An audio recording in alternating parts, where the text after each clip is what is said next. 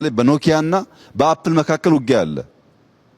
ኖኪያ ዝም ብሎ እጁን ሰጥቶ ለአፕል አልለቀቀም። ተፋልሟል። አንድ አመት ሁለት አመት የዛሬ 10 ምናምን አመት እዚህ ያሉ ሰዎች ትላልቅ ስልጣን የነበራቸው ኖኪያ 6100 ለመያዝ የነበራቸውን ፍትጊያ ወደ ኋላ ማሰብ ነው። ዛሬ ከነሱ ላንዱ ያቺን ኖኪያ ገዝቼ ብሰጥ አትሳደብ ነው እንጂ የሚቀበለኝ ሰው የለም። ያ ኤግዚስተንስ የለም። ያ የሞተው ግን አዲስ ኢኖቬሽን ሲፈጠር ስክሪን ተች ማድረግ ሲጀመር በነበረ ፍልሚያ የተወለደ ነው። ፖለቲካም ኢኮኖሚም ሶሻል ኮንስትራክሽንም በእነዚህ ፍልሚያ ውስጥ ያልፋሉ።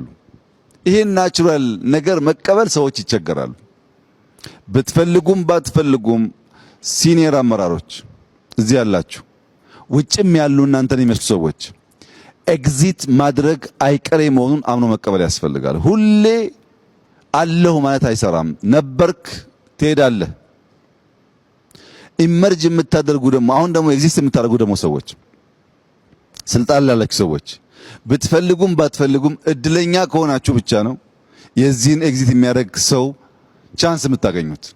ብዙዎች አላገኙም። ግማሹ ሞቷል፣ ግማሹ ጠፍቷል። እድለኛ ብቻ ነው ኖሮ የራሱን ስራም የልጆቹን ስራ ማየት የሚችለው። ኢመርጅ የምታደርጉም ደግሞ ይሄንን ፕሮሰስ ኢምብሬስ ከማድረግ ውጪ በዚህ መንገድ ከመሄድ ውጪ ሀገር ሰራለሁ ብሎ ማሰብ አይቻልም። ብዙዎች እናስባለን ይላሉ። ማሰብ መልካም ነገር ነው። ባሰቡት መንገድ መጓዝ ካልተቻለ ግን ልማትና ብልጽግና አይመጣም።